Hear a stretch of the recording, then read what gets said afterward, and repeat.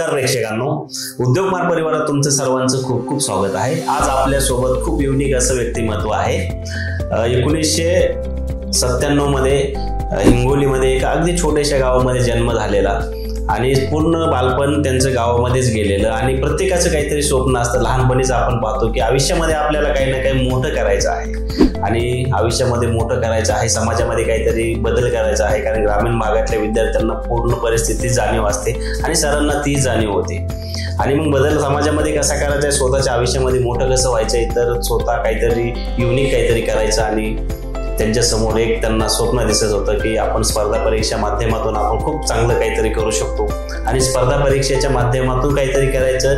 आणि स्पर्धा परीक्षा म्हटलं की पुणे, सर्वांना महाराष्ट्रामध्ये एकच सिटी दिसते पुणे.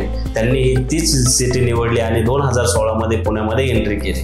एंट्री केल्यानंतर तेच रुटीन सर्वांना माहित आहे. सकाळी 6ला उठायचं, 7 वाजता नाश्ता करायचा आणि 7ला बसल्यानंतर नॉनस्टॉप 11पर्यंत स्टडी करायचा.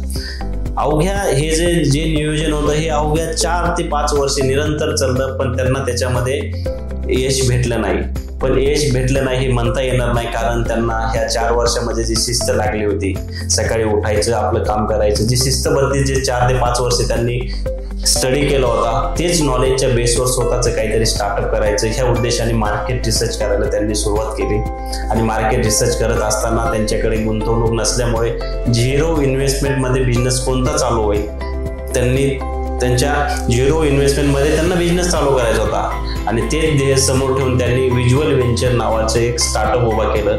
अगदी एका आयफोन पासून ह्या स्टार्टअपची सुरुवात झाली होती. आणि हे आज जे स्टार्टअप आज आम्ही बसलो आहोत येथे, हे स्टार्टअप आज प्रत्येक महाराष्ट्राच्या कानाकोपऱ्यामध्ये पोहोचलेलं आहे. आणि ही जर्नी खूप युनिक अशी स्टोरी आहे. आधी MPSC, नंतर बिझनेसमध्ये अडथळे आणि आज यश भेटलेलं आहे. आज म्हणता येणार नाही, कारण ही 4 ते 5 वर्षाची त्यांची मेहनत आहे. आणि ही मेहनत तुम्हाला आजच्या व्हिडिओमध्ये खूप इंटरेस्टिंग अशी बघायला भेटणार आहे. आणि व्हिडिओ खूप इंटरेस्टिंग झालेला आहे. हा व्हिडिओ तुम्हाला आयुष्यामध्ये आयुष्य जगवायचं शिकवणार आहे. त्यामुळे हा व्हिडिओ शेवटपर्यंत बघा अशी आग्रहाची विनंती आहे. विलंब न करता आपण आता सुरुवात करूया. सर, उद्योगमार्ग परिवारात तुमचं स्वागत आहे. थँक्यू. आपल्या प्रेक्षकांना तुमचा परिचय सांगा. पहिले तर नमस्कार आणि सगळ्यात थँक्यू यांचं उद्योग मार्गाचं, जे की स्टोरी कव्हर करायला त्यांनी अप्रोच केला. आणि ही स्टोरी पुढे यायला पाहिजेत आणि ह्या गोष्टी लोकांपर्यंत पोहोचायला पाहिजेत. MPSC मध्ये जे मुलं आहेत त्यांच्यासाठी थोडंसं प्रोत्साहन होईल आणि ह्या गोष्टी अजून लोकांपर्यंत पोहोचतील, हे यांचा एक मोटिव्ह होता. तरी आमचा याला विलंब झाला, पण ऑन टाइम झालो आम्ही. चुका म्हणण्यापेक्षा ह्याच्यातून खूप काही शिकायला भेटलं. MPSC म्हणजे असे की MPSCतून जेव्हा मी बाहेर पडलो त्यानंतर तिथलं जे एज्युकेशन होतं आणि तिथलं जे डिसिप्लिन होतं, त्या गोष्टी इकडे खूप कन्व्हेंट झाल्या सर. ओके. त्यानंतर आम्ही जेव्हा एकदम लॉकडाऊन लागलं, लॉकडाऊन नंतर परत आम्ही पुण्यात आलो. पुण्यात आल्यानंतर असं झालं की परत ह्याच गोष्टी परत नव्याने चालू करायच्यात का, हा सगळ्यात मोठा प्रश्न होता. आणि जसं की आता एक्झाम मध्ये पण वेकन्सीज कमी निघणं, हे सगळे प्रॉब्लेम्स तेव्हा जस्ट स्टार्ट झाले होते. तर डिसिजन तिथेच थांबवलं MPSCचं आणि असं ठरवलं की आपल्याला काहीतरी वेगळं चालू करायचं. तिथून हा प्रवास चालू झाला होता. रोज सकाळी उठून कॉल करायला सुरुवात केलो. कॉल हा प्रकार असतो की आपण रॅन्डम पर्सनला बोलून त्यांना कॉल करतो, सर्व्हिसेस विचारतो की तुम्हाला सर्व्हिसेस काय लागतात काय नाही. तिथे थोडंसं अनालिसिस कळालं की मार्केटमध्ये डिमांड भरपूर आहे सर्व्हिस बेसची आणि सर्व्हिस बेस्ड कंपन्या ह्या खूप कमी आहेत. आणि जेव्हा तिथले जेव्हा प्रश्नांचे उत्तर यायला लागले तेव्हा त्या उत्तराला मिळतं जुळतं पुण्यात काय आहे का, हे शोधल्यानंतर बघितलं तर पुण्यात काहीच नव्हतं. तर त्यासाठी आपण मग सुरुवात केली होती व्हिज्युअल व्हेंचर्सची. व्हिज्युअल व्हेंचर्स हा एक छोट्याशा फोन पासून सुरुवात झाला होता, जिथे की आम्ही फोननी जाऊन लोकांचे स्टार्टअप कव्हर करायचो, त्यांच्यासाठी प्रमोशन्स घ्यायचो. खूप सारे पेजेस होते, त्यांच्याशी टाईप केलं होतं आपण की जे काढलेले व्हिडिओ आहेत ते तिथे प्रमोशन्स म्हणून जावेत. मग तिथे कळलं की आपल्या 1 तासाच्या शूटला जाण्यासाठी आपल्याला पेआउट खूप चांगलं भेटतंय. मग एक थोडंसं अजून एक इम्प्रूव्ह करायचा विचार केला. एक बॅकअप द एंडला आम्ही हॉबी म्हणून असं स्ट्रीट फोटोग्राफी होती माझी. फोटो कॅप्चर करायला, इमोशन्स वगैरे जे असतात हे बघायला खूप आवडायचं आम्हाला. आणि आमचा फ्रेंड सर्कलमध्ये मोस्टली फोटोग्राफर होते. तर मग तेच एक विचार केला होता की आपण ॲडव्हर्टाइजमेंट इंडस्ट्रीमध्ये जाऊ. अच्छा. की लोकांच्या आपण जाहिराती शूट करायला हव्या जशा कमर्शियल्समध्ये लागतात, त्या कमर्शियल्स ॲड आपण इम्प्रूव्ह करून आपण काहीतरी वेगळ्या पद्धतीने शूट्स करायला हवे. आणि त्याच्यात प्रत्येक शूटमध्ये आपण त्यांची इमोशनल स्टोरी कन्व्हेंट कशी करता येईल ते आपला मेन मोटिव्ह होता सर स्टार्टिंगला. तेव्हा आपण जेव्हा शूट करायला गेलो तेव्हा कळलं की त्यांच्या ज्या एजन्सीला त्यांना मार्केटिंगची पण गरज आहे, त्यांना ग्राफिक डिझायनिंगची पण गरज आहे, त्यांना ब्रँडिंगची गरज आहे, त्यांना त्यांचं, कारण की विदेशामध्ये आउट ऑफ महाराष्ट्र जेव्हा आपण बघितलं ना तर ग्लोबली बघायला गेलं ना सर ब्रँड हे वाटचाल ब्रँडकडे जात होते. लोकांच्या पिढ्या दर पिढ्या चाललेले बिझनेस जे होते ना ते वाटचाल त्यांची ब्रँडकडे चालली होती. फ्रँचायझ मॉडेल आले होते, तोपर्यंत खूप सारे असे फ्रँचायझ नाव हे कळायला लागलं होतं. अच्छा. त्यानंतर असं झालं की आपण ना एक प्रत्येक कंपनीला आपण त्याची रूपरेखा देऊ शकतो. ओके. तर आपण काय करायचं तर एका रूफमध्ये आपण सगळ्या सर्व्हिसेस ठेवायच्या. त्याच्यामध्ये ग्राफिक डिझाईन असेल, लोगो डिझाईन असेल, ब्रँड डिझाईन असेल, तुमची डिजिटल मार्केटिंग असेल, सोशल मीडिया असतील, फक्त ॲड न ठेवता आपण ह्या सगळ्या सर्व्हिसेस करायच्या. पण ह्या सर्व्हिसेस आपण द्यायच्या कशा, लोकांना ह्याची गरज कशी येईल, मग आपण याच्यामध्ये एक बिझनेस कन्सल्टंट नावाचा प्रकार सुरू केला. जे की पूर्वी व्हायचा नाही. कारण की एका उद्योगपत्याला जर आपण शिकवायला गेलं की त्यांचं एकच असतं की आम्हाला काय शिकवतं. तर आपण सुरुवात जी केली आपण ती तशी केली की बिझनेस आपण त्यांना सांगायचो की डिजिटल हे प्लॅटफॉर्म तुमच्यासाठी का गरजेचं आहे. बरोबर. भले तुम्ही आज आमची सर्व्हिस नका घेऊ, पण एक मीटिंग राहू द्या. त्या मीटिंगमध्ये फक्त सोशल मीडिया हे डिजिटल प्लॅटफॉर्म हे तुमच्या बिझनेससाठी किती फायदेशीर आहेत हे आपण याची सुरुवात करू.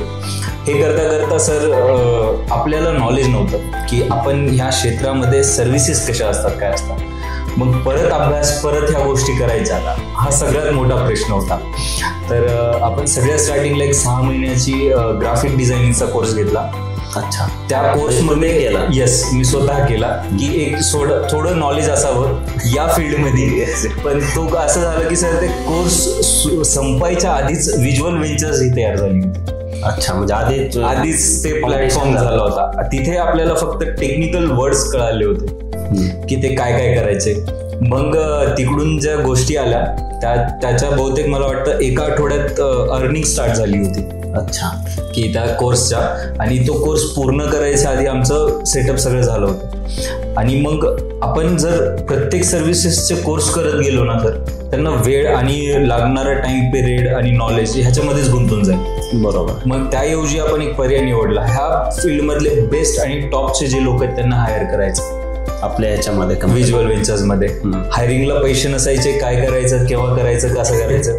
आपण परत सर ती जेव्हा कॉलची आपल्याला जी पद्धत कळाली होती, मग गुगलवर जाऊन आपण सर्च करायचो, रिसर्च वगैरे, की बिझनेस स्टार्ट कोणाचे होतात, काय होतात, कॉन्टॅक्ट नंबर वगैरे गुगल मॅपहून घ्यायचो, त्यांची लिस्ट बनवायची. त्यांची लिस्ट दुसऱ्या दिवशी ते प्रत्येक नंबरवर सकाळी कॉल करायला सुरुवात करायचं. आणि त्यांना आपल्या ब्रँडचं नाव सांगायचं स्टार्टिंगला, तिथून आपल्या असलेल्या सर्व्हिसेस सांगायच्या. असं करत काही लोकांनी मीटिंग समोरासमोर बोलवलं, काही लोकांनी कॉलवरच रिप्लाय केलं की नाही आम्हाला होत नाही. मग एकतर हे कसं आपण जे सांगतोय हे लोकांना माहीतच नाहीये की हे काय मुळात. तेव्हा जो फेज होता 2020-21 ते त्यांना लोकांना ह्या सर्व्हिसेसच कळायच्या नाही. इंस्टाग्राम होतं तर ते इंस्टाग्राम फक्त निव्वळ असं की आपल्या लाईफमध्ये काय चाललंय हे दाखवण्यासाठीच असं लोकांना वाटले असेल. तोपर्यंत बिझनेसची जाहिरात सगळ्यांनाच असं माहित नव्हतं की तिथे होते म्हणून. तर त्यानंतर इलेक्शन्स पण आले. इलेक्शन्समध्ये पण आपण काही लोकांना भेटलो, मोठ्या मोठ्या लोकांना भेटलो. तिथे आपल्याला इलेक्शन्सच्या गोष्टी कॅम्पेनिंगसाठी पण आपण अप्रोच केलं. मग डिझायनिंगचं थोडंसं नॉलेज होतं. स्टार्टिंगला लोगो डिझाईन पुरतं एवढंच ठेवायचं होतं, पण ते असं झालं की मार्केटमध्ये खूप साऱ्या गोष्टी कळल्यानंतर आपण त्या इम्प्रूव्ह करत गेलो. जसं की आता जेव्हा इलेक्शन कॅम्पेन आलं तेव्हा आपण स्वतः त्याच्या PDF बनवल्या आणि अप्रोच केला, तर तिथे पण एक खूप चांगला अमाऊंट आला. मग तेव्हा असं झालं की आपण इथून या अमाऊंटवर आपण आपला बिझनेस स्टेबल करू शकतो. जसा तिकडून अमाऊंट आला त्यावेळेस आपण एक ऑफिस छोटंसं पुण्यामध्ये जाऊन आपण चालू केलं, स्टाफ हायरिंग केलं, एक प्रॉपर सेटअप झाला. पण सेटअप झाल्यानंतर परत एक प्रश्न आला की इथून पुढे काय करायचं. यस, तो प्रश्न जसा आला सर तेव्हा परत कॉलिंग चालू झाल्या एक कस्टमर यायला लागले.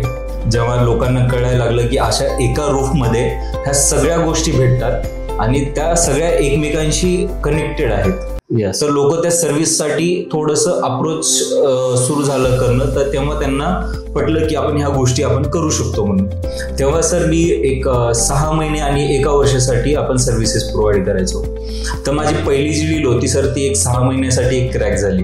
अच्छा. एक झाल्यानंतर त्यांच्याच माउथ पब्लिसिटीनी एक तर त्यांना स्वभाव सगळ्यांचे आवडले, स्टाफमध्ये काम करण्याची पद्धत आवडली, कनेक्शन्स बिल्ड करणं आवडले आणि मेन गोष्ट त्यांच्या उद्योगाला फायदा होऊ लागला. जसं की आउट ऑफ इंडियापर्यंत त्यांचे प्रोडक्ट्स पोहोचवले, काही लोकांपर्यंत आपण रिच आउट केलेलं त्यांना दाखवायचो. मंथली म्हणजे लाईक मीटिंग असायची, मीटिंगमध्ये आपण त्यांना त्या गोष्टी सांगायचो की आपण इतक्या लोकांपर्यंत पोहोचलोय, इतकं टार्गेट आहे. मग त्यांनी समोरून जरा इंटरेस्ट घेणं चालू केला. त्या एका बिझनेसवर आम्ही इतकी प्रॅक्टिस केली, इतके सारे थेरीज वगैरे रन करून बघितल्या काय काय करता येईल. मग आम्ही आमची स्वतःची एक स्ट्रॅटेजी बनवली. अच्छा. की बिझनेस ए पासून झेड पर्यंत ह्या सगळ्या सर्व्हिसेसमध्ये ज्या आहेत त्यांना आपण पद्धतशीर कशी मांडणी करायची. अच्छा. तर ती एक मांडणी तयार झाली. त्यानंतर आपलं अप्रोच करण्याची पद्धत चेंज झाल्या. त्यानंतर पुण्यात एक आपले 4-5 तोपर्यंत कस्टमर झाले होते सुरुवातीला. मग ते करत सर नाव वाढत गेलं, कनेक्शन्स वाढत गेले आणि आपण पुण्याच्या बाहेरपर्यंत पोहोचलो. पंजाब, हरियाणा, केरला इथेपर्यंत काम केलं, दिल्लीपर्यंत काम केलं, मुंबईमध्ये काम केलं. त्यानंतर लोकांना व्हिडिओज आवडायला लागले. अच्छा. कारण की व्हिडिओजमध्ये सगळ्यांना असं होतं की आम्ही एक हॉबी म्हणून त्याला बघायचो. तर हॉबी म्हणल्यानंतर ते करण्याचा एक मजाच वेगळी असायची, छंद म्हणून. तर जेव्हा त्या छंदाला जोपासायचं असायचं ना तेव्हा ते एक प्रॉपर पद्धतीनेच करायचं असं ठरवलं होतं. मग शूट करायचे तर कसं करायचं, तर स्क्रिप्ट पूर्ण आधी तयार असायची. मीटिंग झाल्यानंतर त्या बिझनेस ओव्हरऑल लुक बघायचा आणि त्याच्यासाठी जे लागणाऱ्या गोष्टी त्या इन्क्लूड स्क्रिप्टमध्ये करायच्या, नंतर व्हिडिओ शूट करायचा. अच्छा. तर ही हॉबी असल्यामुळे हे शक्य झालं. फक्त शूट करायला जायचं आणि शूट करून यायचं हे उद्देशच नसायचा. तर ते व्हिडिओ चालायला लागले. मग त्याच्या मागचे जे लागणारा अमाऊंट आहे हे वाढत गेला. लोकांपर्यंत पोहोचायला लागलेत की व्हिडिओची पद्धत चांगली आहे, स्क्रिप्ट चांगल्या आहेत. त्यानंतर एक हसून खेळून सगळं एन्व्हायरमेंट तयार होतं इथे. तर लोकांचा अजून डिमांड वाढला आणि त्याच्यानंतर सर ऍड एजन्सीची ग्रोथ झालीच. पण त्यानंतर visual ventures as a digital platform सुद्धा ग्रो झाला. अच्छा. प्लॅटफॉर्म ग्रोच नाही झाला सर तर आमच्या सोबतचा जो मित्र परिवार होता ते सुद्धा याच्यात इन्क्लुडिंग आला. एमपीएससी म्हणा, ते फोटोग्राफीमध्ये असलेले म्हणा, सगळ्यांचं असं झालं की एक व्यवसाय तयार झाला आणि या व्यवसायामध्ये कसं एक अर्निंग सोर्स आम्हाला भेटला. आणि मग आम्ही सगळेजण एकत्र येऊन याला डेव्हलप केलं. काय होतंय आता तुम्ही 2016 मध्ये पुण्यामध्ये एंट्री केली, 4 ते 5 वर्षे UPSCचा स्टडी केला आणि तुमचे मित्र आजही करत असतील, मला अपेक्षा आहे आज चालू असतील भरपूर आहे. मला हे सांगा, ज्यावेळेस तुम्ही इथून एक्झिट होण्याचा निर्णय घेतला तर काय होतं, आज एक चक्रव्यूह सारखं झालेलं स्पर्धा परीक्षेमध्ये. माणूस एंट्री करणं आपल्या हातात असतं, बाहेर निघणं आपल्या हातात नाही. कारण तिथून मी काही लोक असे पाहिले तर बाहेर गेल्यानंतर पुन्हा इन झालेले. येस. तर मला हे सांगा, तिथून बाहेर निघताना म्हणजे काय माइंडसेट कसा बनवला पाहिजे. सर माइंडसेटचं सांगायचं म्हणजे सर प्रत्येक गोष्ट ही इगोवर नाही घ्यायची. सर कधी कधी ना इगोला साईडला ठेवून ना एक डाऊन वेनी पण निघायचं असतं. काय होतं सर, MPSC मध्ये जेव्हा आपण अभ्यासाला येतो मोटिवेशन असतं इन शॉर्ट, आणि सगळ्यांसाठी एक इमोशनल कनेक्ट म्हणजे आई वडिलांच्या नजरेत आपण कुठेतरी एका चांगल्या पदावर आपण हे होतं हे बघण्यासाठी सगळ्या मुलांचं स्वप्न असतं सर. जेव्हा मी आलो तेव्हा माझ्याही डोक्यात त्याच गोष्टी होत्या. पण एक असतं की प्रॅक्टिकली विचार पण करणं गरजेचं असतं. ज्या वेळेस आपण 1-2 अटेम्प्ट करतो, 2-3 अटेम्प्ट करतो, तेव्हा आपल्याला एक समजून जायला पाहिजे की आपण ह्या क्षेत्रासाठी नाही. बरोबर सर, प्रत्येक विद्यार्थी हा प्रयत्न करतोय या गोष्टीसाठी, पण प्रत्येकांना यश भेटेल हे नसतं सर. जेव्हा आपण MPSCचा अभ्यास करतो तेव्हा आपल्याला खूप साऱ्या गोष्टी कळतायला लागतात. आपण त्याचं जे नॉलेज आहे, त्या गोष्टी आहेत, ते जेव्हा असं नाहीये की MPSCचा अभ्यास केला म्हणजे तुम्ही पूर्णपणे वाया गेले. तिथून जे ज्ञान भेटतं सर, 1 वर्ष जरी तुम्ही MPSCच्या गोष्टी शिकायला हे केलेत तर तुम्ही इम्प्रूव्ह खूप करू शकता. मला या MPSC क्षेत्र हेच माझ्या मुळात परिचित नव्हतं. अच्छा. वडिलांची इच्छा होती की 1 वर्षासाठी तरी तू अभ्यास करावा MPSCचा, ऍटलिस्ट 1 वर्ष. जॉब लागेल न लागेल हे काही असं कंपल्सरी नव्हतं सर घरून. अच्छा. की जाऊन फक्त एक जॉब घेऊनच यायची मला. तर त्यांची इच्छा होती फक्त तू 1 वर्ष जाऊन तिथे अभ्यास करावा आणि मग पुढे आपण जे काय होईल ते बघू. मग एक घरून खूप सपोर्टिव्ह होतं फॅमिलीमध्ये सर. जेव्हा 1 वर्ष अभ्यास करायला कळलं तेव्हा इंटरेस्ट वाढला अभ्यासामध्ये. अभ्यासामधला 0 इंटरेस्ट वाढायला लागला. इतिहास हा सर सगळ्यात मुळात लोकांना न आवडणारा सब्जेक्ट असतो, MPSC मध्ये आवडायला लागतो. येस. कारण की तो एवढा परिचयाचा होऊन जातो की मी पुण्यात अभ्यास करणे ती असं म्हणजे अवतीभोवती सगळ्या गोष्टी झालेल्या असतात. म्हणून तेव्हा तिथे जेव्हा ह्या गोष्टी शिकायला गेलो तेव्हा इंटरेस्ट वाढला, ज्ञान भरपूर भेटलं, भरपूर गोष्टी कळल्या. लिगली गोष्टी असतात काही, त्या सुद्धा कळाल्या. पण नंतर त्या गोष्टींचा उपयोग इकडे करता येतो, प्रत्येक क्षेत्रामध्ये करता येतो. MPSC मधून सर आपण जेव्हा शिकलो आणि तिथं जर अपयश आलं तर ते निराशाचा पार्ट नाहीये सर, ते उलट एक अनुभवाचा पार्ट आहे. जेव्हा आपण तिथून MPSC करून जेव्हा बाहेर जरी पडलो सर तेव्हा आपल्याला चूक काय आणि बराबर काय ह्या गोष्टी कळायला. बरोबर. तिथून जेव्हा आपण न काही पोझिशन घेता आपण जेव्हा बाहेर पडतो तेव्हा आपल्याला आपोआप रस्ते कळायला लागतात की हे आपल्यासाठी योग्य आहे आणि हा नाहीये. कारण की डिसिजन मेकिंग जे गोष्ट आहे तिथं जी शिकायला भेटते ती मला तर वाटतं कुठे दुसऱ्या क्षेत्रात नाही. कारण की तिथे आपल्याला सगळ्या एथिक्स, एक डिसिप्लिन, एक आपल्याला रोज जीवनामधल्या जे रूल्स आहेत, परत ह्या ज्या गोष्टी जेव्हा कळतात ना तर आपण एक मला वाटतं डिसिजन मेकर होऊ शकतो 100%. जेव्हा तिथून बाहेर पडल्यानंतर सर एकच विचार असायला पाहिजे की इथून बाहेर पडल्यानंतर आपण एक अशा स्तरावर जायचंय जे की आपल्याला MPSC वर नाही गाठता आलं, त्या शिखरावर आपण इथून जाऊ शकतो 100%. तर तो एक फक्त एक अभ्यास किंवा जॉबसाठी नाहीये, ती एक प्रोसेस आहे जे की तुमच्या मधला एक चांगला व्यक्तिमत्व घडू शकते. 100%. तुम्हाला आयुष्यात जरी काही करायचं नसेल तर मला वाटतं 1 वर्ष त्याचा अभ्यासक्रम बघा आणि मग पुढे एकदा एक ट्राय करा. माणूस म्हणून एक खूप गोष्टी शिकायला भेटत असेल तिथे. मग तिथे एक असं आहे की निराशा नाहीये तिथून बाहेर पडणं, आणि मेन गोष्ट थोडंसं इगो साईड करून मग एक आपल्या प्रॅक्टिकल गोष्टीवर विचार करणं आणि विचार करून एक्झिट घेणं. 100%. एखाद्या क्षेत्रामध्ये आपल्याला जर निरंतर अपयश येत असेल तर स्वतःने ओळखलं पाहिजे स्वतःला. येस.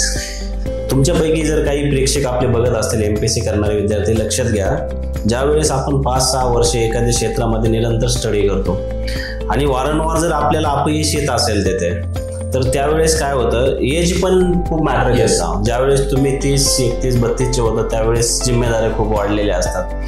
त्यावेळेस काय होतं, समाज काय म्हणेल, माझे घरचे काय म्हणतील किंवा मित्र कंपनी काय म्हणेल, ह्या गोष्टी बिलकुल लक्षात न घेतल्या पाहिजेत. प्रत्येकाने नाही घेतल्या पाहिजे.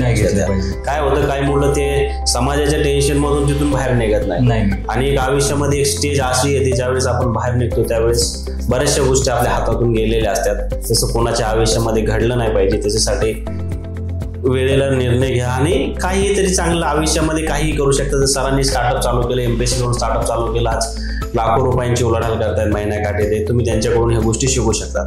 सर मलाही सांगा, आजच्या ज्या डिजिटल युगामध्ये आज जे आपण डिजिटल मार्केटिंग म्हणतोय, जे काही तुम्ही आज लोकांना सर्व्हिस प्रोव्हाइड करताय, तर ह्या बिझनेसमध्ये ह्या डिजिटल मार्केटिंगचं किती योगदान आहे त्यांना ग्रोविंगसाठी? सर प्लॅटफॉर्म्स आहेत आणि इथून पुढे जसं की AI वगैरेनी आता घेतले, टेक ओव्हर केले, तर ह्या गोष्टी सर आता बहुतेक तरी शाळेपासून ही सिलेबस पण येत आहेत आता AI वगैरे. तर ह्याला एक वरदान म्हणूनच एक समोर जायला पाहिजे. कारण की डिजिटली आपण खूप काही आता जॉब निघल्यात. हेच नाहीये की क्षेत्र म्हणजे सगळ्यांसाठी नोंद नाहीये, पण आपण त्या क्षेत्रामध्ये एकदा जाऊन बघा, वेकन्सीज भरपूर आहेत. डिजिटल मॅनेजमेंटमध्ये जाऊ शकतो आपण. जसं की प्रत्येक कंपनीला एक गरज असते मॅनेजरची, ही या क्षेत्रात पण एक मॅनेजरच्या पोस्ट आहेत. एक टीम लिडर्स पण लागतात ज्याचे एज्युकेशन सर 6-6 महिने 1-1 वर्षामध्ये कम्प्लीट होतात. आणि 10वी नंतर तुम्ही लगेचच हे जर कोर्स करून जर बाहेर पडले, 6 महिन्यांची इंटर्नशिप आणि नंतर डायरेक्ट जॉब, तर अर्निंग सोर्सेस चांगले आहेत, प्लॅटफॉर्म भरपूर आहेत. ग्राफिक डिझायनर असेल, व्हिडिओ क्रिएटर असेल, एडिटर असेल, डिजिटल हँडलिंग करणारा जो व्यक्ती असतो ते एक असतो. ह्याच्यात भरपूर सारे प्लॅटफॉर्म आहेत. फक्त आपण ते त्याच्यातलं आपल्या आवडतीचं एक क्षेत्र निवडायचं आहे आणि तिथे जायचं आहे. आणि जॉब संधीच भरपूर आहेत सर. आम्ही जेव्हा आता सर्च करायला लागतोय, रिक्वायरमेंट भरपूर आहेत, पण स्टुडंट क्राऊड इकडे नाहीये. बरोबर, स्किल लेबर नाहीये. मग ते एक वाढवायची गरज आहे सर. अच्छा. कारण की खूप दिवसांदिवस आता ऍड्स पण चालू आहेत हायरिंगचा. ओके. पण तिथे दुर्लक्ष केलं जातं. सोपी गोष्ट आहे. उलट लोकांना 6 महिन्यात जर रोजगार भेटत असेल तर याच्यापेक्षा अजून चांगली गोष्ट नाही. तर डिजिटल प्लॅटफॉर्म हा खूप खरंच बघायला गेलं तर एक फ्युचरसाठी खूप सिक्युअर आहे. आणि जे लोक आता या क्षेत्रामध्ये येणार आहेत त्यांच्यासाठी खूप चांगली आहे.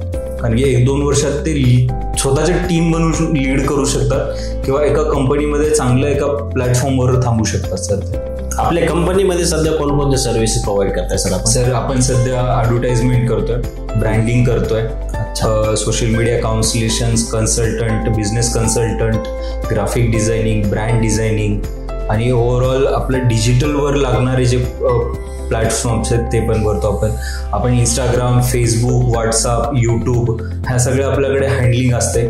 त्यातल्या त्यात आपण सर वेबसाईट बनवतो, जे की थोडं IT सेक्टरकडे जातं, पण ते सुद्धा इन्क्लूड आहे याच्यामध्ये. तर आपण वेबसाईट डेव्हलप करतो, ॲप सुद्धा आपण आता डेव्हलप करायला सुरुवात केली आहे. तर सर्व्हिसेस भरपूर आहेत सर. प्रेक्षकांनो, सरांच्या सर्व्हिसेस आता सांगितल्याप्रमाणे तुम्हाला जर कोणत्याही सर्व्हिसेस त्यांचे घ्यायचे असेल तर सरांचा नंबर स्क्रीनवर आणि डिस्क्रिप्शनमध्ये दिलेला आहे. त्या नंबरवर फोन करा आणि अधिकची माहिती घ्या. सर मला हे सांगा, आता तुमच्या ओव्हरऑल तुम्ही एवढे कंपन्यांना व्हिजिट करताय, हँडलिंग करताय, त्यांना प्रमोट करताय, तर तुम्हाला असं काय वाटतं की एखाद्या उद्योजकाला त्यांचा बिझनेस ग्रो करायचा आहे तर त्यांच्यापाशी कोणकोणत्या क्वालिटीज असणं आवश्यक आहे? सर आता जसं ब्रँड ब्युटीकडे कल्चर गेले, कलर्स व्यवस्थित असायला पाहिजे, त्या ब्रँडचा लोगो, नाव हे युनिक असलं पाहिजे. त्या गोष्टी सर सध्या आता नेसेसरी. जसं की ब्रँडचं पहिले नावापासून सुरुवात होते, त्याच्या लोगो नंतर त्याचे कलर्स. हे गोष्ट सर खूप म्हणजे याच्यात खूप गॅप आहे सर बघायला गेलं तर. आता नवीन जी जनरेशन येते ही या गोष्टीवर वर्कआउट करते, पण जेव्हा आपण मागच्या जनरेशनकडे किंवा मागच्या उद्योजकाकडे बघतो ना, तर ह्या गोष्टीमध्ये रुची नाही राहत. 100%. त्यांचे एक थॉट होते की आपले दुकानाचे जुने जे बोर्ड आहेत त्याच्यावर आपला व्यवसाय होतोय तर होतोय, पण ह्याच्या पुढे काय? अमेझॉन, फ्लिपकार्ट ह्यांच्यासारख्या एका प्लॅटफॉर्मनी जागा घेतली आहे. तिथं सर पूर्ण डोळ्यांना असं चकमक वाटेल असं सगळं प्लॅटफॉर्म. येस. पण ते आपल्या दुकानात नाही. तर सुरुवात जी आहे सर ती तिथून करायला हवी आहे उद्योग लोकांनी. आपले प्रत्येकांचे प्लॅटफॉर्म हे सोशल मीडियावर असायलाच हवे. कारण की एक आपण मार्केटमध्ये प्रेझेन्स आहोत ह्याची पावती आता देते ते इंस्टाग्राम, फेसबुकच देते. 100%. जाहिरात म्हणा, छोटे छोटे उद्योग सर लोकांनी आजकाल व्हिडिओ स्वतःचे बनवून टाकणं चालू केले आणि त्यांनी ग्रो केले. येस. तर ही खूप मोठी गोष्ट आहे सर. 100%. खूप मोठी गोष्ट आहे. एका छोट्याशा खेड्यामध्ये कोणतरी हॉटेल चालू करतो, व्हिडिओ अपलोड करतोय, तो कोटींनी पैसे कमवतो. हॉटेल भाग्यश्री. येस. सध्या ट्रेंडिंग मध्ये आहे सर. तर तसंच ते एक त्याच्यामध्ये जी पॉवर आहे ती एक समजून ह्या गोष्टींमध्ये यायला पाहिजे. आणि सर मला हे सांगा, आज काय होत आहे, प्रत्येक आपल्या महाराष्ट्राचा विचार केला, आपल्या देशाचा विचार केला ना, तर आज प्रत्येक व्यक्तीला ना कोणाला छोटं मोठं स्टार्टअप चालू करायचं आहे. तर करायची इच्छाशक्ती असते पण ते करत नाही. त्यांच्यामध्ये असे मनस्थित्या खूप दुविधा असतात. हा व्यवसाय करू, हा व्यवसाय करू, हा व्यवसाय करू का तो व्यवसाय करू. असे तुम्ही भरपूर सारे कंपन्यांसोबत तुम्हाला अनुभव आला असेल, सांगायची आवश्यकता नाही आहे. आपल्या प्रेक्षकांनाही सांगा की बाबा ज्यावेळेस तुम्हाला व्यवसाय करायचा त्यांनी कोणकोणत्या बाबी लक्षात घेऊन व्यवसाय चालू केला पाहिजे. सर एक उद्योग जर आपल्या इकडे जसं ग्रामीण भागातून खूप उद्योजक आता मुलं बाहेर पडतात, स्वतः स्टार्टअप करतात, ही खूप चांगली गोष्ट आहे. पण सर आजकाल काय होतं, ट्रेंडनुसार लोक पळायला लागले. कपड्याचं दुकान टाकलं की कपड्यांचंच दुकान. येस. एखादं चहाची हॉटेल टाकली की चहाचीच हॉटेल टाकणं. पण आपली खरंच त्यात रुची आहे का? हे पण खूप गरजेचं असतं. 1-2 महिन्यानंतर लक्षात येतं की याच्यात हार्डवर्क खूप जास्त आहे, मग ते हॉटेल बंद पडतो, घरातून आलेला कर्ज पैसे हे तो मुलगा सर संपून जातो सगळा. मुळात सर बिझनेस जेव्हा स्टार्ट करतो ह्याचं एक विजन असलं पाहिजे, 100% तुमच्याकडे असलेले त्याचा अनुभव असला पाहिजे. आणि प्रत्येक गोष्ट सर बिझनेस करायचा म्हणजे लगेच पैशानीच होतं असं नसतं सगळं. तर मुळात आपल्याला त्याचं थोडंसं तरी ज्ञान घ्यायला हवं. आम्ही जेव्हा मला बिझनेस करायचं होतं, जेव्हा आम्ही वडिलांना म्हणलं की मला बिझनेस करायचा आहे, तेव्हा त्यांचं एकच असायचं की जाऊन फक्त एकदा अनुभव घेऊन ये. अनुभव घेऊन ये म्हणजे काय की आपल्याला असं वाटतं की आम्हाला कशाला अनुभव घ्यायला सांगितलं, आम्हाला तर फक्त आता सध्या पैशाचीच गरज आहे. पण मुळात ते जेव्हा सांगतात आपल्याला अनुभव घे, त्याच्या मागे त्यांचा अनुभव असतो की ह्या ज्या गोष्टी आहेत ह्या गोष्टी आपल्याला बारकाईने लक्षात गेलं पाहिजे. प्रॉफिट लॉस आणि मेन गोष्ट आपण तिथे टिकून कसे राहतोय हे सगळ्यात मेन गोष्ट आहे सर. आपल्याला बिझनेसमध्ये लॉसेस येतात, मलाही आले, अगदी असं की आपल्याला आता बंदच करायचंय सगळं. पण कुठून ना कुठून जेव्हा आपण अशा व्यवसायात जातो जिथे आपली आवड असते ना, तेव्हा आपल्याला कुठून ना कुठून तरी एक साधन भेटतो सर अर्निंगचं. तर एक विजन, एक प्रॉपर प्लॅनिंग असली पाहिजे, त्या बिझनेसला आपण ग्रो करूत हे असलं पाहिजे. आणि सर आपले टार्गेट सेट पाहिजेत. 100% टार्गेट जर सेट असतील ना सर, तर आपण त्या उद्योगाकडे एक उद्योग न बघता आपण ती मेहनत करून ते अचीव करायचं त्याच्या नजरेने बघतो ना, तेव्हा त्या गोष्टी साध्य होतात. फ्लोमध्ये न जाता एक थोडं शांत विचार करून त्या गोष्टीकडे जर लक्ष दिलं, गुंतवणूक व्यवसायामधून उभी करायची असते. प्रत्येक गुंतवणूक मध्येच व्यवसाय वाढतो असं नसतं सर. कधी कधी आपल्याला त्या व्यवसायामध्ये जायचं असतं, तिथून आपल्याला नॉलेज घेता घेता आपण तिथून अर्निंग करून आपले व्यवसाय चालू करायचे असतात. प्रत्येक मुलाकडे पैसे असतील किंवा आपण पैसे इन्व्हेस्टमेंट करू हाच नसतो उद्देश. कुठे कुठे असतं की गरीब परिस्थिती आहे, मी नाही करू शकत. अगदी व्हिज्युअल व्हेंचर्स ही आहे आज कोटीची उलाढाल करते. त्याची सुरुवात झाली होती सर एका फक्त आयफोनमधून. तर त्याला गुंतवणूक काहीच नव्हती सर, की एक छोटासा आयफोन होता, आयफोनमध्ये ते पण डेड आयफोन. त्याच्यामधून जेव्हा व्हिडिओ काढून तिथून जेव्हा पैसे आले, त्याच्यानंतर आम्ही कॅमेराज गिअरवर गेलो. आज आपल्याकडे नाही म्हणता एक 35 ते 40 लाखापर्यंतचे कॅमेराज आहेत आपल्याकडे. पूर्ण कॅमेरा सेटअप आहेत आपल्याकडे, 4-4, 5-5 कॅमेरे आलेत. हे फक्त त्याच्यातूनच आले. व्हिज्युअल व्हेंचर ही जी कंपनी आपण बनवली आहे ही मला वाटतं त्या आयफोनमधूनच आली. 100%. आणि असं नाही की मला तिथे उद्योगमध्ये त्या गुंतवणूक केल्यानंतरच मला फळ भेटलं. सुरुवातीला माझ्याकडे तो फोन होता आणि त्या फोन नंतर जी डेव्हलपमेंट झाली आहे ती बघता मला तर वाटतं की व्यवसाय जर करायची तुमची इच्छा असेल तर फक्त गुंतवणूक असावी हाच मुद्दा नाहीये. तर विदाऊट गुंतवणूक पण करू शकतो आपण. ज्यावेळेस व्यवसाय स्टार्ट केला होता तुम्ही हा व्हिज्युअल व्हेंचरचा, त्यावेळेस पहिली ऑर्डर कोणती होती आठवत आहे सर? सर व्हिज्युअल व्हेंचर्सची पहिली ऑर्डर तेवढी खास नव्हती, पण या क्षेत्रामध्ये जेव्हा आलो होतो तेव्हाची एक चांगला किस्सा आहे माझ्याकडे. मी सर फक्त कॉल करून ऑर्डर्स घ्यायचं काम करायचो. अच्छा. कारण की काम करायची इच्छा मुळात नव्हतीच. ज्या माइंडसेटनी आपण आलो होतो तर आपल्याला बिझनेस मॅन व्हायचं होतं. एक रोबोट काम करणारा माणूस नव्हतं. तर असंच एक कॉल करता एक नंबरवर कॉल केला, त्यांना विचारलं तुमची जी दुकान आहे खूप वर्षापासून चाललंय, तुम्हाला ब्रँडिंगची गरज आहे. तर त्यांनी एक मीटिंगला बोलवलं, त्यांना सांगितलं की आम्ही असं करतो. पैशांचा हिशोब न ठरला तिथे, कारण की नवीन होतो, पैसे पहिल्या मीटिंगला बोलायचे आणि ॲडव्हान्स घ्यायची ही पद्धत माहीत नव्हती. तर तिथून सांगितलं त्यांनी करा.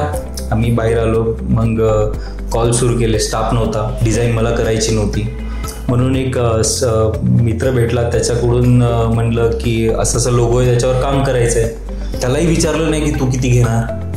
तर लोगो जेव्हा तयार झाला त्यांनी मला पाठवलं, मी जस्ट बघितलं की हा बनलाय. त्याची पूर्ण ब्रँडिंग बनवली, व्हिजिटिंग कार्ड, त्याची बॉक्स पॅकेजिंग असो, बॅग पॅकेजिंग असो, त्याचे जे चार्ट्स असतील ते बनवले. नंतर लोगो बनवला, लोगोचे व्हेरियंट बनवले, कलर्समध्ये बनवले. तिकडून ती आली आणि त्यांनी सांगितलं अमाऊंट 4,000 रुपये. अच्छा. मग म्हणलं चला ठीक आहे आपण देऊ त्याला 4,000 रुपये. पण जेव्हा ती आली तेव्हा आमच्या क्षेत्रामध्ये काही सिनियर्स होते कॉन्टॅक्टमध्ये, त्यांना तो लोगो दाखवला आणि त्यांना म्हणलं हा मी डिझाईन बनवून घेतली, हे कितीला विकायला पाहिजे. तर त्यांनी सांगितलं तुम्ही एक 3-4 हजारापर्यंत विका. अच्छा. पण ह्यात प्रॉफिटच दिसलं नाही. 3-4 घ्यायचं आणि 3-4 बनवायचं म्हणलं प्रॉफिटच नाही. मग एक स्वतःला एक प्रश्न विचारला की मला माझी जर किंमत कोणी करायला विचारलं तर मी काय सांगणार. मग तेच ठरवलं. मित्राला म्हणलं माझ्यासोबत आज तुला फक्त यायचंय. त्याला एक फॉर्मल ड्रेस घालायला सांगितला, मी फॉर्मल घातला.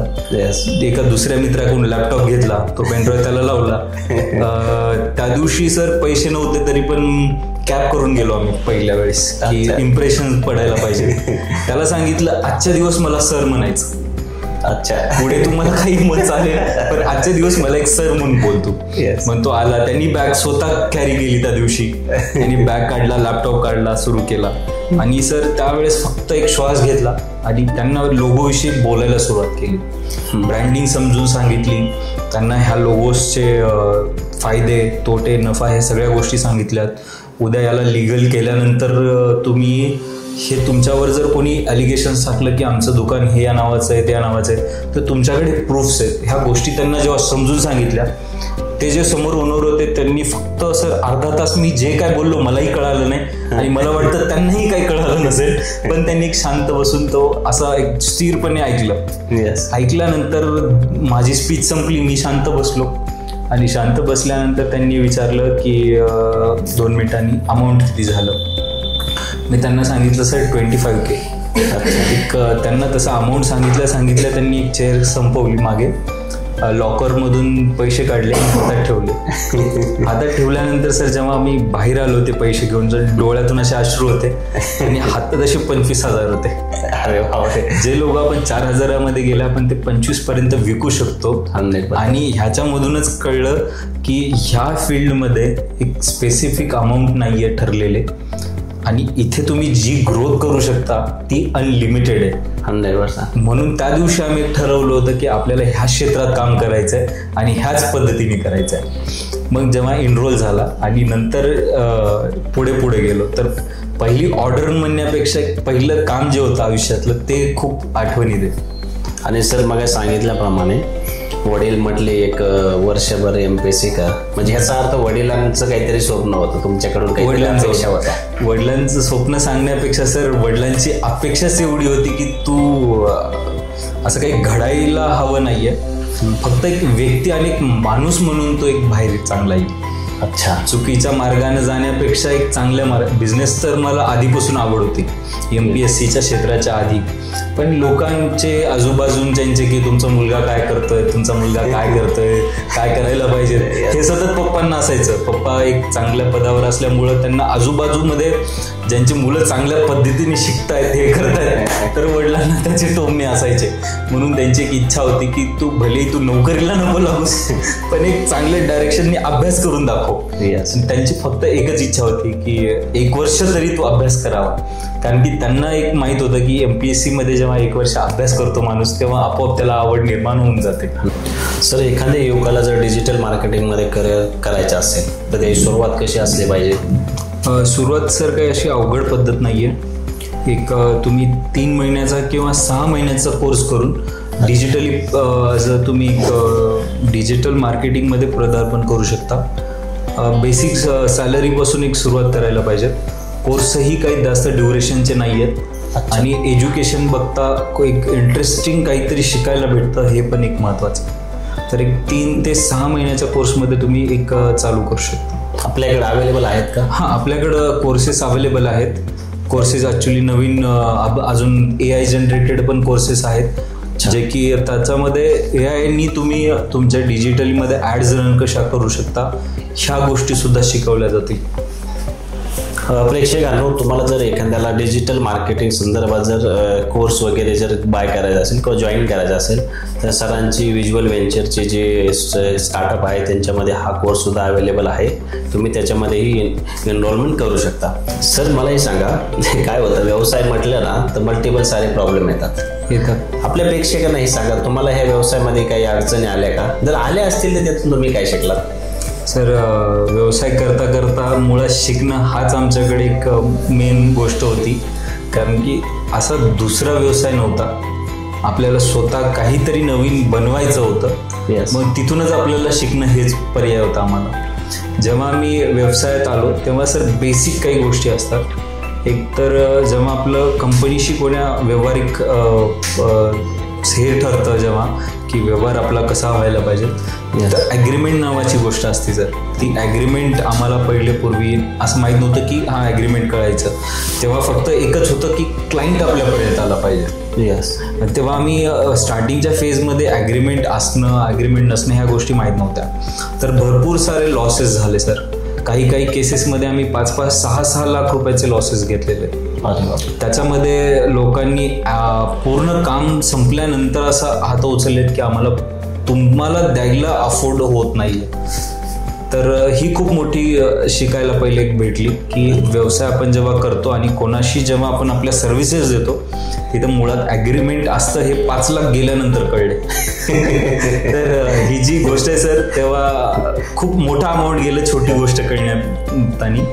पण महत्वाचं होतं. आणि त्यानंतर आम्ही त्या पद्धती पण अवलंबल्या की प्रत्येक गोष्टीमध्ये ॲग्रीमेंट, त्याच्या ज्या मुद्दे आहेत ॲटलिस्ट तुम्ही व्हॉट्सअपवर चॅट करून त्या मुद्द्यांचं एक तुमच्याकडे गोष्टी असायला पाहिजे की त्याला असलेल्या गोष्टी आपण डिलिव्हरी करतोय तर त्याची जी मागणी आहे ती गोष्ट तिथे असली पाहिजेत आणि पेमेंटसुद्धा आपली व्हॉट्सअपवर तरी ॲटलिस्ट असली पाहिजे. तर एक छोटंसं आपण पर्याय म्हणून ॲग्रीमेंटवर पण करायला पाहिजे. तर आणि जसं जसं व्यवसायामध्ये गेलो चुकामधून शिकणं हेच आमच्याकडे पर्याय होता. तर तिथून शिकायला भरपूर भेटलं आणि त्या गोष्टी मग आम्ही इम्प्रूव्ह करूनच पुढे गेलो.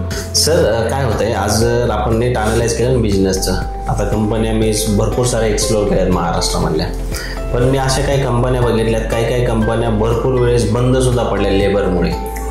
काय होतंय मला हे सांगा, ज्यावेळेस एखादा उद्योजक आहे किंवा ज्यावेळेस तुम्ही एम्प्लॉय हायर करताय तर त्यावेळेस जी टीम असते तर टीम निवडताना तुम्ही कशी निवडता ते?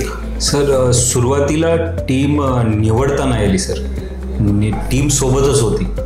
तर आपले जे सहकारी मित्र होते ते टीममध्ये असल्यामुळे त्यांच्यासाठी हा व्यवसाय किंवा एक जॉब नव्हता. तर त्याच्यासाठी एक असं होतं की मित्राला आपण काहीतरी मदत करतोय आणि तो व्यवसायात पुढे जातोय. तर आपल्या आजूबाजूला जर असे काही लोक असतील ना सर, आपण त्यांना सुद्धा या असं काही व्यवसाय असेल तर तुम्ही मित्रांना सुद्धा याच्यात गोष्टी करू शकता. बाकी तुम्हाला स्टार्टिंगला सगळंच असं हातात भेटेल किंवा चांगलेच टीम मेंबर भेटतील असं काही नसतं. तर प्रत्येक स्किल आपल्याला माहिती असायला हव्यात.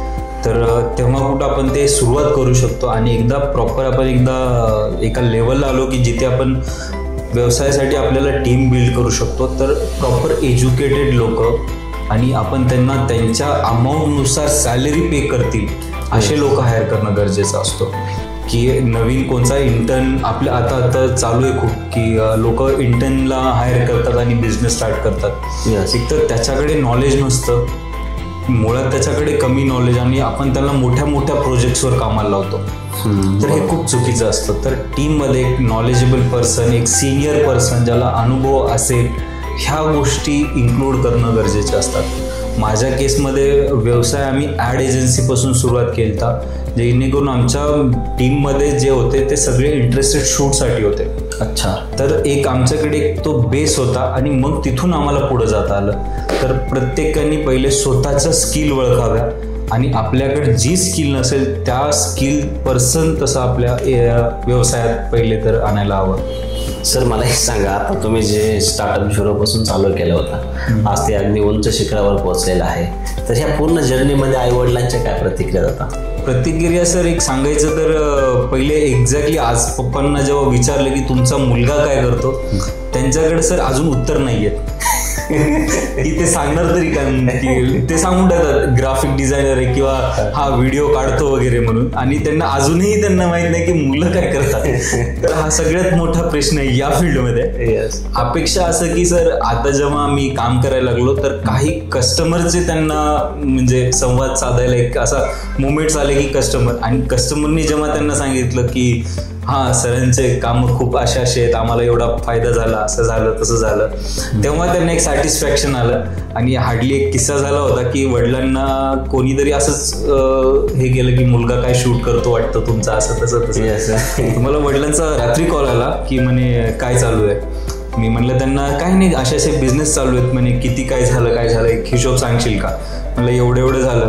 तर म्हणे तू बिंदास काही कर म्हणे, बिंदास काय कर. आणि कोणी जरी मला म्हणलं तर मला सांगायची गरज नाहीये मध्ये आता की तू काय करतोय, कारण की आपल्या वेबसाईटवर पण दिसतं आणि व्हिजिटिंग कार्डवर पण दिसतं.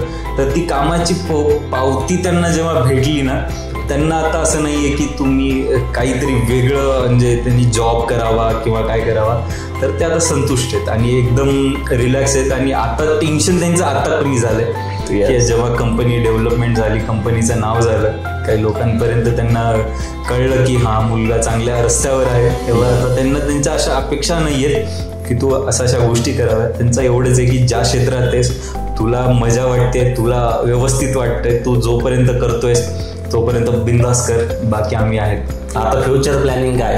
फ्युचर प्लॅनिंग सर एक फ्रँचाईज आहे. आता आपण एज्युकेशनला आपण मल्टी फ्रँचाईजमध्ये जायचं आहे. आणि हा व्यवसायाला सर आता आपण इंडियामध्ये ऑल ओव्हर इंडिया पण काम करतोय आणि आपल्याला काही संधी आल्यात ज्या की आउट ऑफ इंडियासाठी पण काम करायचं आहे. सो आपण त्या प्रोजेक्ट्सवर पण काम करतोय. जसं की बाहेर इंडियाच्या बाहेर खूप साऱ्या ह्या सर्व्हिसेसची नीड आहे. तर आपलं आता नेक्स्ट जे पाऊल आहे ते एकतर एज्युकेशनच्या एक फ्रँचाईजमधून आपल्याला अजून अनेक फ्रँचाईजवर पण जायचं आहे आणि ॲज अ एजन्सीला रोल बघायला गेलं तर आउट ऑफ इंडिया काम करायचं आहे. तर ही डेव्हलपमेंट आता एक समोर आहे. तर मग महाराष्ट्रातील जे आज आपला व्हिडिओ बघत आहेत, युवक असतील, महिला असतील, मुले असतील, तर त्यांना काय संदेश द्या? संदेश एवढाच आहे की सर एक सगळा फ्लो तिकडे जातोय, प्रवाह तिकडे जातोय, म्हणून प्रत्येकाने तिकडे जाऊ नये. थोडंसं एक साईडला येऊन बघायचं की आपल्या अवतीभोवती काय चालू आहे आणि नवीन काहीतरी करता येईल का. हा, लोक तुम्हाला बोलतील, अक्षरशः मलाही बोलले की काहीच नाही करत आहे, काय करतोयस, कसा करतोय. आजकाल जशा ऑपॉर्च्युनिटी आहेत आणि संधी ज्या आहेत ना त्या खूप वेगळ्या पद्धतीच्या आहेत. यूट्यूबवर झालं, ब्लॉगिंग झालं, गेमिंग झालं, हे लोकांना टाइमपास किंवा एक बिघडण्याचे लक्षणे वाटतात.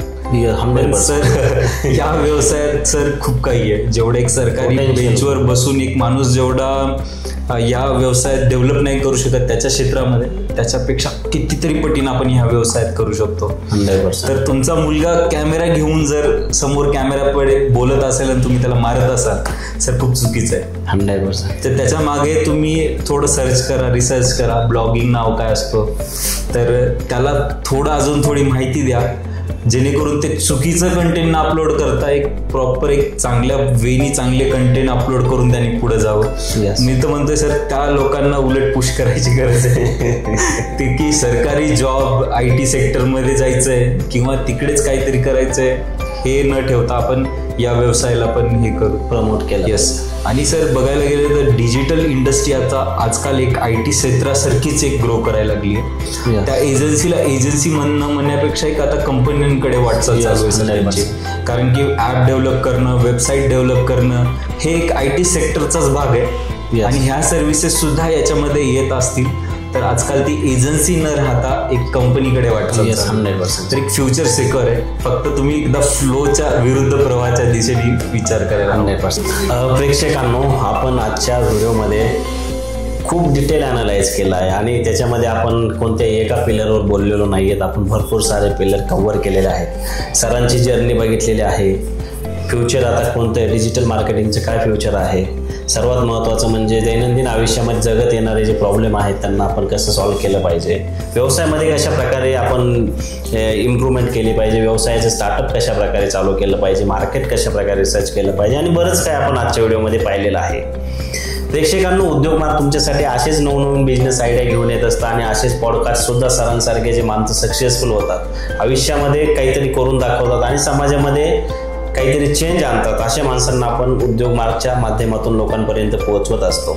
जर तुम्हाला आमचं काम आवडलं असेल तर आपल्या चॅनलला लाईक, शेअर आणि सबस्क्राईब करायला विसरू नका. आणि पुढचा पॉडकास्ट तुम्हाला कोणत्या टॉपिकवर पाहिजे आहे किंवा महाराष्ट्रातील कोणत्या व्यक्तिमत्वाला तुम्ही पाहू इच्छित आहात ते आम्हाला कॉमेंटमध्ये नक्की सांगा, जेणेकरून आपण आपल्या पॉडकास्टमध्ये त्यांना पुढच्या वेळेस घेऊन येऊ. सर, आपल्या व्ह्युअर्सपैकी काही स्टुडंट पण असतात, ते आपला आज व्हिडिओ बघत असतील आणि त्यांना काहीतरी करिअर ऑपॉर्च्युनिटी पाहिजे आहे, तर तुमच्याकडे आहेत त्या काही? अगदी. कारण की नवीन जे विद्यार्थी आहेत 10वी पासआउट 12वी पासआउट ह्यांना या क्षेत्रामध्ये तर यायचं आहे, पण काय आहे आणि कोर्सेस कसे ह्या ना लोकांना खूप सारं एक गॅप पडलेला आहे की ह्या क्षेत्रामध्ये कसं काय सुरुवात करायची आहे. तर ज्यांना कोणाला या क्षेत्रामध्ये यायचं आहे 10वी नंतर किंवा 11वी 12वी नंतर किंवा त्यांची डिग्री जरी झाली असेल तरी हरकत नाही, त्यांनी आपल्या ऑफिसमध्ये यायचं. तिथे कन्सल्टंट आणि सगळं तुम्हाला एक प्रोव्हाइड केल्या जातील डिटेल्स. कोर्स असेल, फ्युचर असतील आणि जॉबची हमीसुद्धा आपल्याकडे आहे. इवन जो काही आपल्याला जॉबला लागणारे जे रोल्स असतील ते रोलच्या इंटर्नशिपसुद्धा आपल्याच इथे अवेलेबल असल्यामुळे त्याला एक फायदेशीर गोष्ट आहे. तर जे कोणी विद्यार्थी असतील त्यांनी एक तर कमेंट बॉक्समध्ये त्यांचे प्रश्न विचारावेत, नाहीतर आपल्या ऑफिसला व्हिजिट केलं तरी चालेल. प्रेक्षकांनो, तुमच्यापैकी जर कोणालाही कंपन्यामध्ये मोठमोठ्या जे MNCs कंपन्या असतात तिथे जर जॉब करण्याची जर तुम्हाला इच्छुक असाल तुम्ही, तर सरांची कंपनी आहे पॉपिन्स म्हणून दुसरी एक. पॉपिन्सच्या अंडरखाली ते भरपूर सारे तुम्हाला प्रशिक्षण म्हणजेच कोर्सच्या माध्यमातून तुम्हाला त्या क्षेत्राचं पूर्ण नॉलेज प्रोव्हाइड करतात आणि त्यांच्यासोबत भरपूर साऱ्या MNCs कंपन्या त्यांच्यासोबत काम करत आहेत. तुम्ही जर त्यांच्या कोर्स जर बाय केला आणि तुम्ही इथे येऊन जर पूर्ण प्रशिक्षण घेतलं त्यांच्याकडून, तर तुम्हाला ती जॉबची सुद्धा हमी देतात. कारण काय होतं, इन्स्टिट्यूटची जी क्वालिटी आहे त्या क्वालिटीच्या बेसवर तुम्हाला तिथं डायरेक्ट हायरिंग केली जाते आणि तुम्हाला जॉबची संधी दिली जाते. म्हणजे सांगायचं तात्पर्य एवढंच आहे, जर तुम्हाला जॉबची हमी पाहिजे असेल तर सरांच्या इन्स्टिट्यूटला तुम्ही एकदा नक्की व्हिजिट करा. ऑफिसला व्हिजिट करायचे असेल तर औंधमध्ये त्यांचं ऑफिस आहे. ऑफिसचा पूर्ण ॲड्रेस आणि गुगल मॅपचं लोकेशन खाली डिस्क्रिप्शनमध्ये दिलेलं आहे. तिथे जाऊन तुम्ही चेकआउट करा आणि एकदा ऑफिसला नक्की भेट द्या.